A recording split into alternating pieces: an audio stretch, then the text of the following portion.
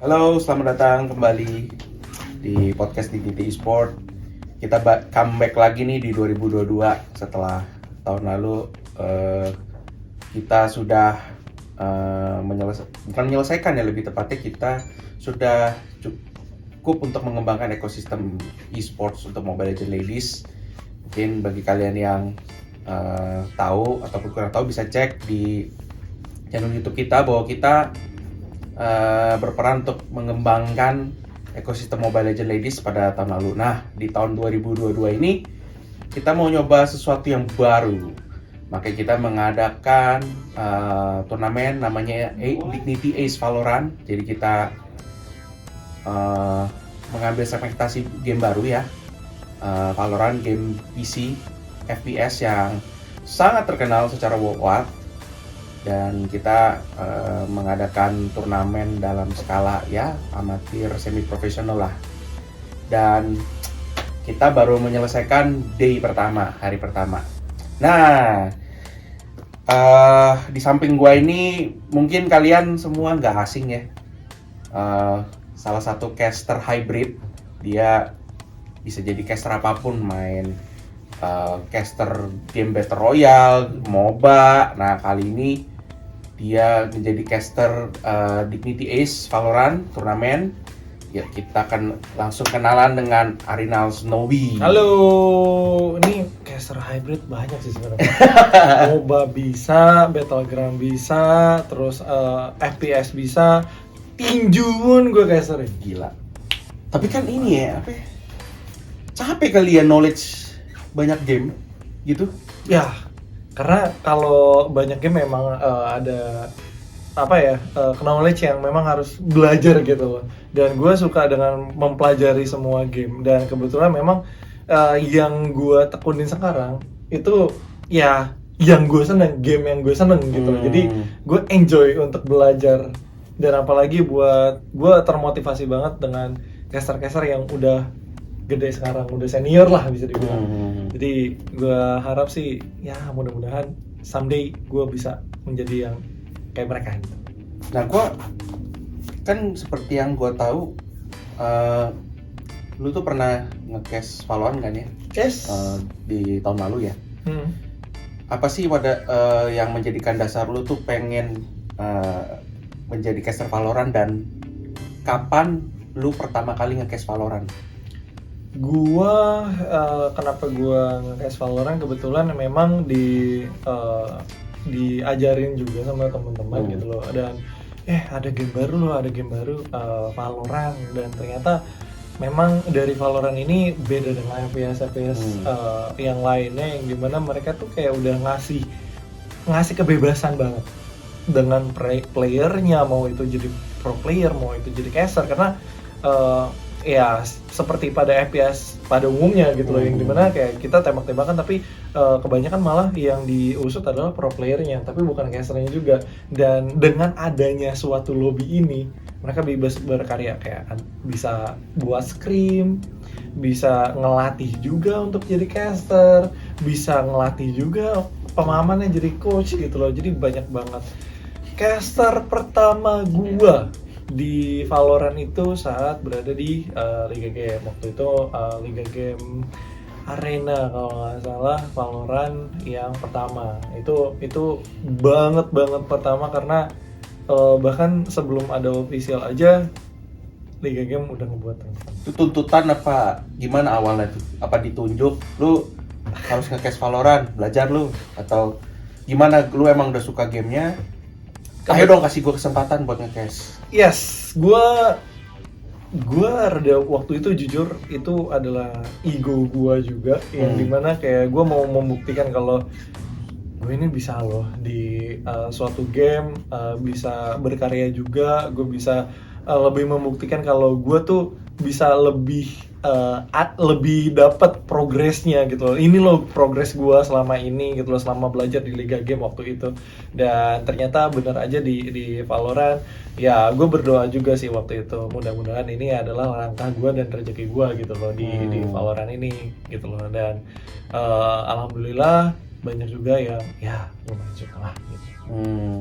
Kalau nggak salah pernah dapat ini ya, official ya waktu itu ya, Apa lupa gue waktu itu pernah, kayaknya lu mampang deh di officialnya Riot. Yes. Jadi caster waktu itu. Yes, kebetulan untuk di official gue dapat kesempatan juga. Terima kasih sekali lagi buat Riot, Yes. sama One Up juga. Makasih juga karena udah ngasih kesempatan juga. Gue kebetulan ngisi itu di VCT tahun 2021 di Challenger, Challenger 1, 2 dan juga Master yang kedua di Reykjavik. Dan juga kalau nggak salah Challenger 3 ya, Challenger 3. Wow. Dan kebetulan untuk di tahun ini gue kebetulan nge-cash di Open Qualifier-nya VCT. Oh, berarti yang kemarin kalau nggak salah minggu lalu ya Open Qualifier ya? Yes, di bulan Januari. Oh, oke. Oh, itu lu yang nge-cash, gue nggak nyadar Iya. suaranya. Iya. Suara gue berbeda kok. Oke, terus gue penasaran nih, apa sih yang mendasari lu? Gue kayaknya pengen deh jadi caster nih, nyoba-nyoba jadi caster e-sport gitu. Awalnya kenapa sih? Karena mungkin lu lihat industrinya, oh ini menarik nih, gue sebagai player mungkin gue nggak bisa, tapi gue pengen berkarya di bidang yang lain gitu, atau gimana? Awal mula lu, gue pengen harus jadi caster e-sport gitu. Oke, kalau cerita gue, awal gue ya sebenarnya. Ini prolog gue aja. Buset, Prolog cuy. Iya. Ini kayak obat mah tuh bukan ya.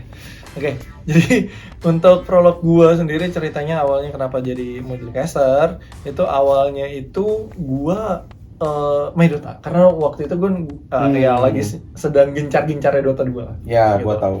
Dan kebetulan emang gue baru masuk banget suatu channel ya. Kebetulan kalau kalian tahu di rumah ada Mr. Fantastic sama Rebu Dota.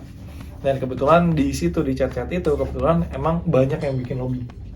Gitu, bikin lobby liar gitu. Dan kebetulan emang suasananya all chat.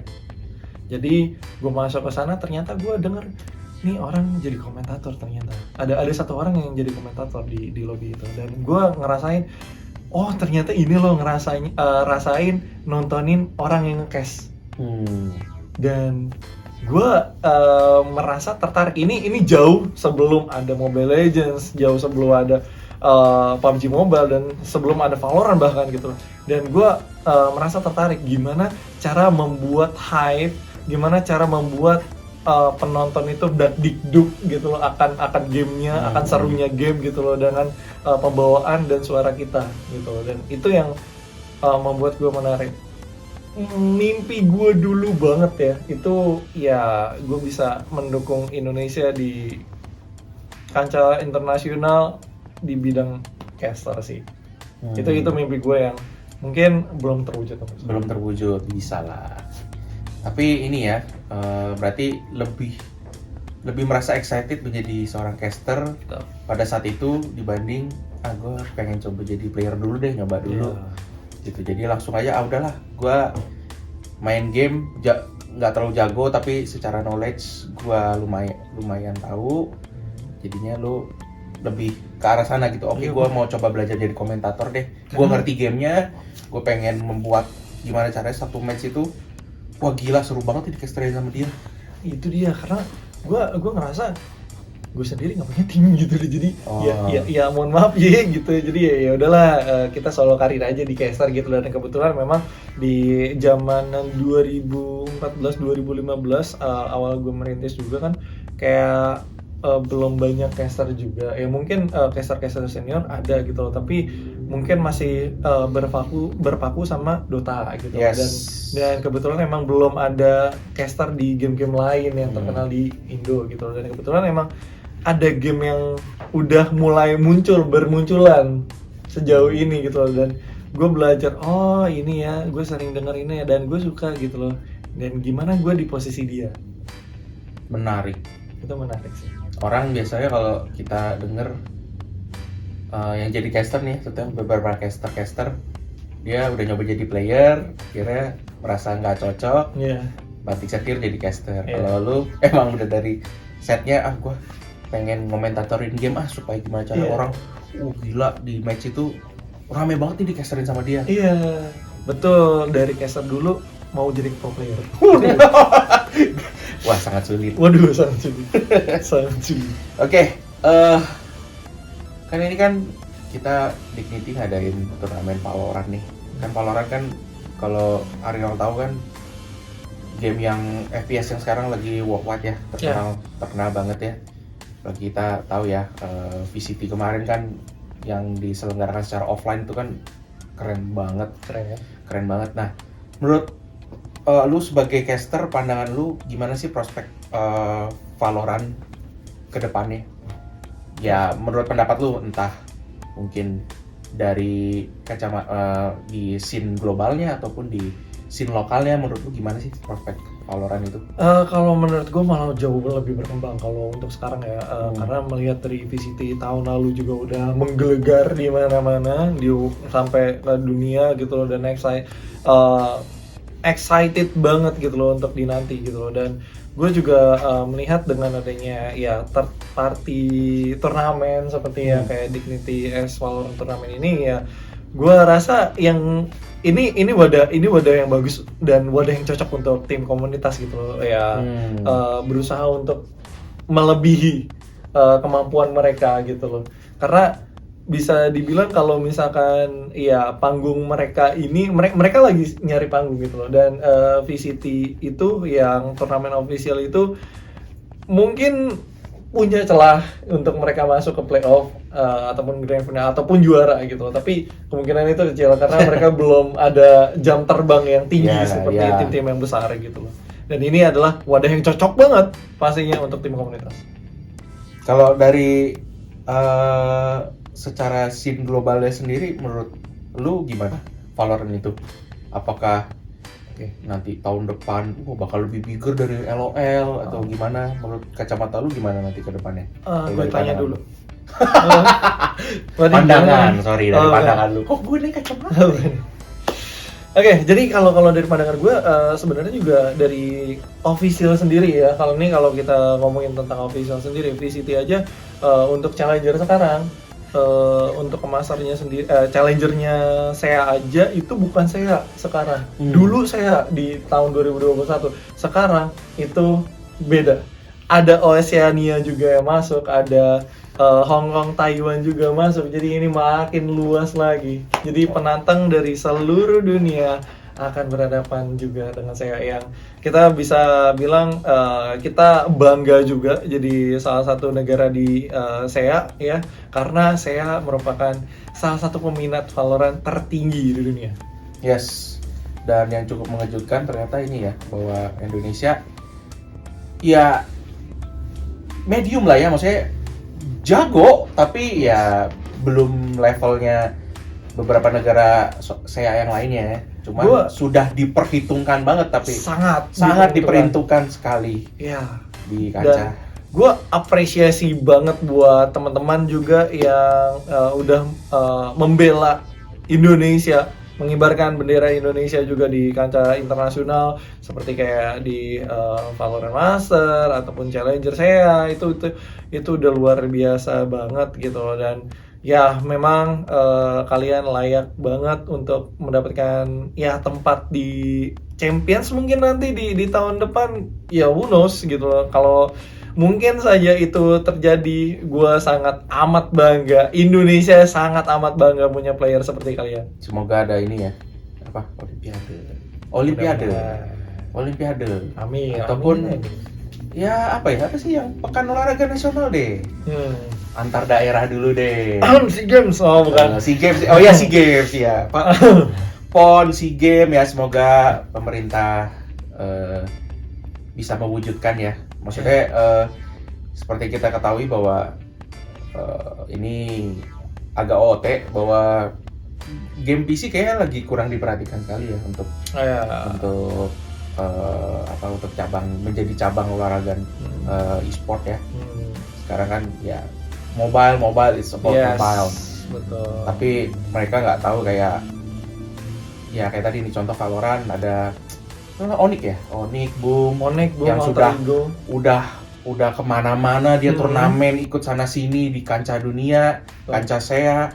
Terus di Dota juga kan kita punya Saver, Whitemon yang udah masuk TI. Betul. Itu sayang sekali sih ya bahwa kurang ada perhatian dari pemerintah. Ya semoga di tahun ini bisa lebih diperhatikan lah. Game PC juga punya masanya sendiri kok dan nggak kalah rame. Iya. Jadi ya tolong. Oke, 2 pertanyaan lagi nih sebelum terakhir. Gue pengen nanya nih. Apa sih? Lu punya pesan gak sih buat para tim-tim amatir ini untuk Jangan nge-flash depan gue. untuk bisa jadi apa ya? Jadi pro player di scene Valorant. Oke, kalau Ada tips nggak dari kacamata seorang caster Snowbie ini? ya kalau pesan sih sebenarnya lumayan banyak juga. Tapi kalau dikerucutin ya paling cuma beberapa poin doang yang gue bisa kasih juga buat teman-teman yang mau teman-teman komunitas, tim komunitas yang mau going pro ya. Gue rasa akan lebih baik kalau kalian itu tetap grinding apapun yang terjadi, mau kalah, mau menang, itu di scrim kayak mau itu di turnamen, tetaplah konsisten, tetaplah dengan jati diri kalian, tetaplah dengan playstyle kalian. Mudah-mudahan itu usaha kalian itu membuahkan hasil kalau kalian tekun juga, kalau kalian rajin juga untuk scrim dan latihan. Yes. Asal jangan ini ya, habis kalah langsung bubar tim. Ya. Habis kalah malah langsung Itu. merasa ininya nggak mampu skillnya, padahal kan Iya. yang dari pro player Valorant itu pun pasti akan juga udah ngerasain ya. Yes, dari nol juga. grinding gila-gilaannya gimana. Dari nol juga mereka. Iya, itu. dari nol semua kan. Iya. Rata-rata semua sekarang yang kita ketahui, kalau kita sadarin pro player Valorant itu tembusan dari beberapa game lain ya. Betul. Dan ya namanya mental pro player lah ya. Iya. Grinding gimana pun juga, mau kalah mau gimana pun juga ya tetap gak nyerah ya. Semoga aja ekosistemnya jalan lah di Indonesia. Betul. Dan kita nggak cuman apa ya, kan sekarang kan Mobile Legend lagi, dan sekarang kan game mobile ini kan lumayan banyak ya regenerasinya ya. Ya kalau kita ketahui game PC malah lumayan slow nih regenerasinya nih ya. Ya semoga aja kalian yang nonton ini, para pemain-pemain Valorant ya, entah yang tadinya yang bermain secara casual terus tiba-tiba pengen nyoba-nyoba untuk turnamen, nggak ada salahnya ikut. Nggak ada salah ya? Ikut turnamen komunitas, turnamen kami nanti, nggak ada salahnya untuk tanding dengan lawan yang ya bukan pro player ya, bukan pro player tapi lebih ke tim-tim ya, tim komunitas gitu. Kita kembangin bareng-bareng, kalah menang ya biasa lah ya. Yang penting kan jam terbangnya kan dapet kan. Kalau kalian nanti nonton nih yang live stream hari pertama, kalian bisa nonton game terakhir. Itu tim NWJ vs tim apa tadi ya? Dari tim Rain. Wah, itu seru banget. Itu baru namanya close game. Klimaks banget itu baru. Dan itu setahu kita itu tim komunitas ya. Tim komunitas tim komunitas gitu loh. Belum masuk dan belum banyak dilirik gitu loh sama tim-tim besar gitu loh ya. Dan ini mungkin salah satu pesan gue juga ya buat teman-teman juga yang lagi di rumah juga. Ya pastinya dari tim-tim komunitas adalah 1-2 player kalian di tim kalian yang pastinya bakal kelirik sama tim-tim besar gitu loh. Dan itu menurut gue godaan terbesar. Yes. The biggest temptation adalah ketika scouting tim pro sudah mulai mengenali kalian. Nah, disitulah berarti grinding kalian terbayar. Iya. Tinggal pilihannya adalah kalian mau berkarir lebih lanjut atau mau karir sama-sama di tim komunitas itu untuk lebih maju aja. Bareng-bareng dong, biar majunya bareng-bareng di posisi dong, ya, gitu tapi dong. Nggak bisa bawa gitu, tempting lah. Mau dimana pun di olahraga pun yang kayak gitu ditawarin lebih baik pasti ya tempting. Iya. Gimana kalian ya? Itu godaan banget. Oke. Seru banget. Pertanyaan terakhir nih. Apa tuh? Dengan kita nih ngadain turnamen di PT, apa sih impactnya buat komunitas Valorant menurut Snowbie? Terus setelah lu nge-cast nih hari pertama nih, gimana sih kesannya tentang turnamen ini? Oke. kalau berdampak pasti jelas berdampak gitu loh untuk dari komunitas gitu loh. Dampaknya positif negatif terlihat sejauh ini, bahkan gue rasa sejauh Valorant ada dari awal mereka ada sampai sekarang itu positif banget. Lu lihat aja dari segi viewersnya dan lu lihat dari live chatnya, sama sekali gue lihat kayaknya positif aja. Oh Dan iya, bahkan betul. gue lihat ini jujur ya, game yang gue bilang paling respect dibanding game-game yang lainnya, karena lu lihat aja tiap kali ada yang kalah mereka bukan dihujat, Ente. tapi di nice try itu luar biasa. Oh iya, benar juga Gokil. ya. Gua baru sadar ya.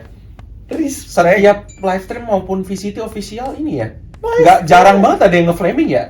Toxic ya, bener juga ya. Betul, makanya itu membuktikan kalau komunitas Valorant itu awalnya emang udah nggak toxic gitu loh, emang awalnya tuh baik-baik semua gitu loh. Jadi ya mudah-mudahan ini bakal berlanjut lagi gitu loh ke season-season berikutnya juga, atau mungkin ke tahun-tahun depan lainnya gitu loh, yang pastinya tambah ramai lagi, tambah ramai lagi, dan menurut gua itu bakal menarik untuk dilihat dan ditonton. Dan kalau lu bertanya tentang kesan-pesan hari ini, itu luar biasa. You are awesome bro, ya kan? Sejauh ini gua melihat di day pertama, gua nggak tadinya jujur gue nggak begitu excited karena udah terlihat siapa yang menjadi calon juara, tapi ternyata di akhir day pertama itu membuktikan kalau oke, gue nggak sering kali kalah gitu loh, dan tim yang kalah itu bisa somehow bisa menang nantinya, dan mungkin saja bisa jadi underdog yang diakuin sama Ya. seluruh Indonesia nantinya. Ya, itulah tujuannya bikin event skala komunitas. Yes. Menemukan underdog yang nanti mungkin entah someday ikut turnamen gede. Nah, ini tahu nih di turnamen ini nih mereka juara atau apa, itu kan tujuannya. Jadi ya, Dignity mau nyoba bikin Valorant, Iya. bidang Valorant lagi. Ya ini kan udah Tim. buat. Tim. Waduh, Tim itu gimana? harus tanya bos besarnya. Oh, besar ya. Aduh. Tapi ini gue penasaran sih. Ini gue harapkan banget nih dari Dignity ini, gue juga harapan gue juga buat Dignity S Valorant Turnamen. Gue harap sih ini nggak berlangsung cuma satu season. Ya, Gue harap berlangsung dengan banyak season. Ya, kalau bisa berpuluh-puluh ya. Jadi tambah ramai lagi. oke, pertanyaan nih. Kalau kita ngadain turnamen offline, menurut kamu gimana? Itu sebenarnya bisa dibilang jadi goal gua juga, salah satu goal gua juga yang belum kesampaian juga. Kalau misalkan memang dari Dignity S Valorant Turnamen ini bisa jadi turnamen offline ya, karena melihat juga sekarang lagi pandemi juga. Ya, kita nggak mau tutup mata, kita Betul. melihat juga pasti yang realistik ada pandemi juga, tapi ya mudah-mudahan gue cuma hanya bisa berharap juga semua orang Indonesia pasti yang berdoa juga kalau corona ini atau pandemi ini Amin. cepat berakhir gitu loh, Amin. biar kita juga bisa ngelarin untuk event-event turnamen offline gitu, nggak cuma dari turnamen Dignity S Valorant aja, turnamen Dignity yang Mobile Legends pasti dong. Jelas. Kalau misalnya kita mengadakan turnamen offline, berarti the first time ya? For the first time. Nggak ada ya yang tahun lalu nggak ada event offline secara ini kan? Valorant kalau di Indonesia, Ya. itu belum. Belum ya? Kalau di Indonesia belum.